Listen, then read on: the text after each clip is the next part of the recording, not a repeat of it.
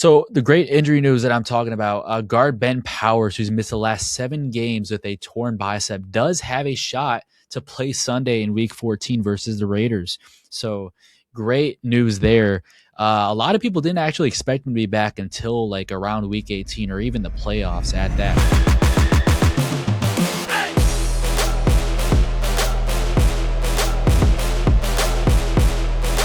Welcome back to the Broncos Avenue podcast, your home for all the latest Denver Broncos news and rumors. I'm your host, Amir Farrell.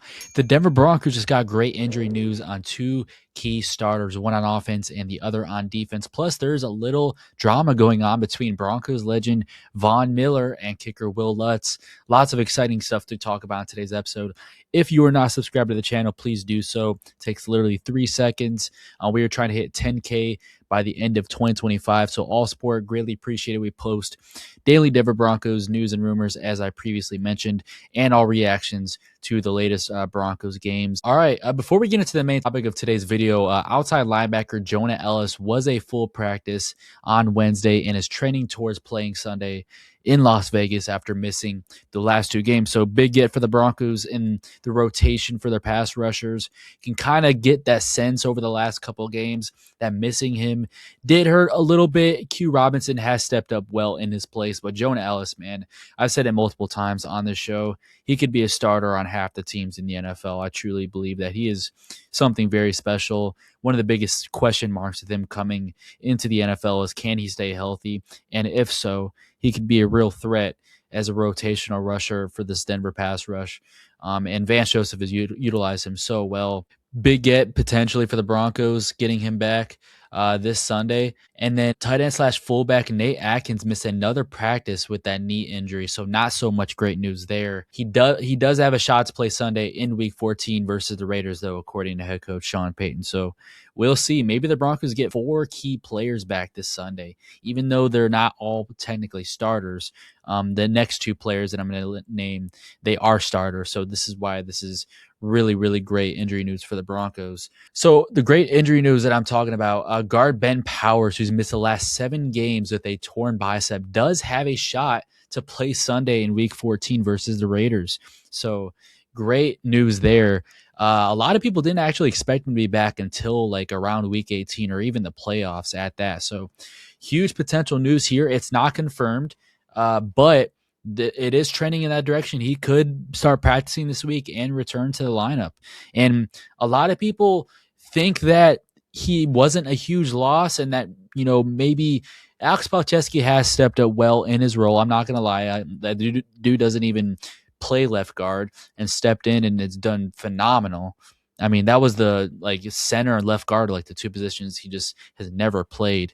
And to step in and be so effective in that role for Ben Powers, can't ask anything more. But let's not understate how big of a loss it was losing Ben Powers in this lineup. I just want to go and name off some stats just to show how valuable he is to this offensive line and why I think the Broncos, once his contract is up, should absolutely, undoubtedly re-sign him. And yes, I know we did sign Luke Weinberg to a contract extension, but I'll down why I think we should re-sign Powers as well. In Denver's first 5 games with Powers in the lineup, they averaged 140.6 rushing yards per game, which was 3rd in the league at that time. All right. Since then, they've averaged just 104.1 rushing yards per game, which if they average that number all season, it would make them the 9th worst rushing attack in the NFL. Just right above the Arizona Cardinals, who lost James Conner for the whole season. Obviously, he's one of the more underrated backs in the league. They would be doing way much better without him. So that just gives you a kind of a perspective of how, I don't want to say how bad the Broncos have been without Powers, but they could be doing much better. And the 9th worst in the NFL, that's just not going to cut it. So even at 10-2, man, they could have an even better rushing attack, like the most successful teams. Like right now, the Bears are 9-3. They're the 2nd best rushing team in the league. The Bills, best rushing attack in the NFL. I think they're averaging 158 rushing yards per game. Just nasty. James Cook, elite running back. that just shows you like the more dominant teams in the NFL with the best records typically are very successful in elite rushing attacks. So without Ben Powers, I don't know if you can really call the Broncos that. Now I know what you're thinking. Amir, J.K. Dobbins has been gone. What about that? During the 5-game stretch when Dobbins was still healthy and Powers was not on the field, so we in this stretch, 5 games after Powers torn bicep out for 2 months, and Dobbins is still on the field, Denver only averaged 116.6 rushing yards per game. That is only 12 more yards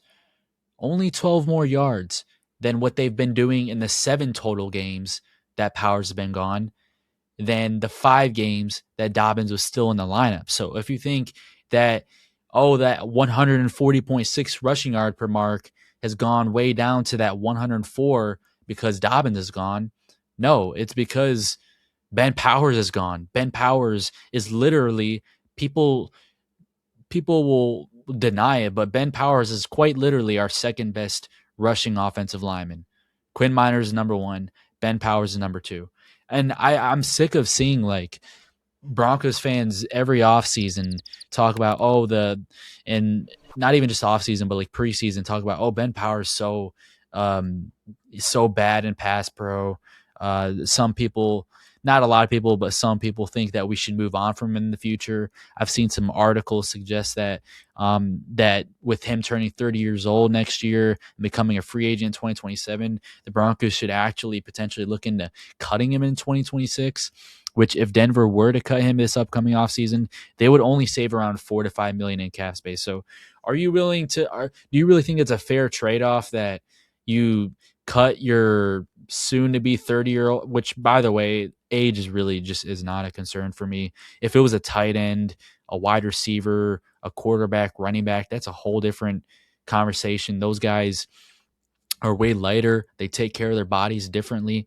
Offensive linemen, their life in the NFL lasts way longer for obvious reasons. They're just stronger and way less injury prone than those other guys.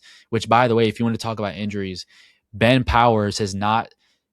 Before this torn bicep, he did not miss a single game in the NFL since 2021 with the Ravens, when he missed 5 games for I can't remember the exact injury, but yeah, the dude's not injury prone. So for anyone who thinks we should get rid of him because he's injury prone, that's just not a thing. That's not real. That's not a actual legitimate reason. You can believe and maybe estimate that maybe injuries are going to become more of a frequent concern for him, but I just disagree. I think the strength conditioning staff has proven they literally statistically they've shown that they've significantly decreased the amount of injuries on this team.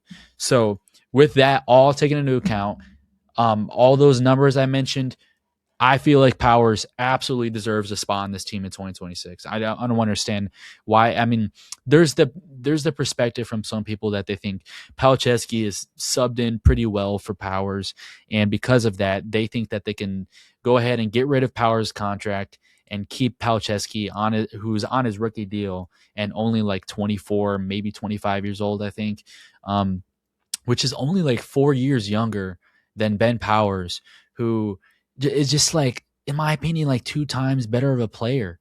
He's so slept on, one of the best run blocking guards in the league, but because he's playing alongside Quinn Miners, who's obviously a much bigger household name, he's not going to get as much of the shine. But I named off these stats for you. He is the most underrated offensive lineman we have by far. Like, he just doesn't get his praise for whatever reason. I was a big Ben Powers guy coming out of free agency in 2023. I was ecstatic that we signed him. He has been one of our most consistent offensive players over this 3-year stretch, 2-3-year stretch. So I don't understand why anybody would want him gone. Absolutely ecstatic that he could potentially return in week 14, probably in a more realistic timeline, return in week 15 against the Packers, which would be a big game to get him against that pack and against that Green Bay trenches. But yeah, I think even with him turning 30 years old, you would only say 4 to 5 million in cap space. Like, dude, who cares? It's like, what are you going to do with that? Sign another wash special teamer like you did with Trent Sherfield and Sam Franklin with that same money? I mean, I think this is a no-brainer to retain him. And Palczewski just hasn't been what, no pun intended, hasn't been what Ben Powers has been for this offensive line. I know what a lot of other people are probably thinking as well. Like, you just signed Quinn Miners. It was either the last offseason or this offseason to a massive contract extension. You just signed Luke Wattenberg, your starting center, to a contract extension, which some people were unhappy with. You obviously Mike McGlinchey on that contract. Garrett Bowles last year signed a massive contract extension. Like, how many more guys can you pay on the offensive line? I believe we have the most expensive offensive line in the league. Personally, I would have rather signed Ben Powers to that 4-year deal rather than Luke Wattenberg. I don't know. Let me in the comments if you guys think I'm tripping about any of that. But the next piece of injury news, another key starter in the trenches, not on the offensive this time, but it's on the defense. Defensive tackle DJ Jones, who suffered an ankle injury during Sunday night's win versus the Commanders, did not suffer a severe injury. So thank God there. He is going to be fine. And he is still in play to be active Sunday versus the Raiders. However, did not practice on Wednesday with that ankle injury. So kind of good and bad news there. He could miss this week, which is looking a little likely. But like I said, still in play to play against the Raiders. It would not be that big of a loss if he did not play versus the Raiders, just because it's the Raiders. I mean, hoping it doesn't go like that Thursday night game the first time around. Hopefully we get a much better rap this time and perform better all around. But I think we can afford to lose DJ Jones this Sunday, and even Ben Powers. Let those guys get healthier in time for a big game against the Green Bay Packers. All right, so little drama between kicker Wil Lutz and Von Miller. So apparently in a recent interview, Von Miller accidentally called our current kicker, Wil Lutz, Lou Holtz, which if you don't know who Lou Holtz is, he's one of the greatest college football head coaches of all time, most of his success coming with Notre Dame. I think he took like 6 teams to bowl games. And Wil Lutz apparently did not like what Von had to say. He said, I have a ton of respect for Von, spells his name incorrectly there, and what he's done for this city and organization. Future Hall of Famer, a name that will always be in the same category as legend. But it's a shame after I've played in this league for 10 years and he feels the need to disrespect my name. Some people thought he took this, that he was like joking here in this tweet, but some people also thought he was taking it seriously. One of those people being Von Miller, as you can tell from his reaction to his tweet. Wil Lutz got upset at me for mistaking his name for Lou Holtz. I don't even know how many times I've said Lou Holtz in my lifetime. It had to be on 5 or 6 fingers that I've said Lou Holtz. And it just kind of like rolled off of my tongue. It was definitely not any disrespect or anything like my best friend's Brandon McManus and there's only room in this town for one kicker and it's not you, Lou Holtz. I mean, Wil Lutz. He couldn't have been serious. And he spelled my name with 2 N's. So how you like that? I'm going to get you back. I'm going to get you back, Von. I just wanted to say, like, I'm not even going to apologize for that. You know what I mean? Like, it wasn't even nothing right. It wasn't even nothing like that. Yeah, so my whole reaction to this, I didn't really take much of it. I personally think Wil Lutz is trolling a little bit. Von Miller obviously didn't want to make it out to seem to anyone to that he was disrespecting Wil Lutz's name. I mean, if anything, I mean, he's comparing him to, not really comparing him, but accidentally calling him Lou Holtz, one of the greatest icons in college football history, who Wil Lutz clearly stated in his tweet that he's also going to be a Hall of Famer. That if anything, it's kind of a compliment. But no, all jokes aside, I don't think it's too much to look into. I know a lot of people like stirring up drama for no reason. It definitely seemed like an honest mistake by Von Miller in that interview to accidentally call him Lou Holtz.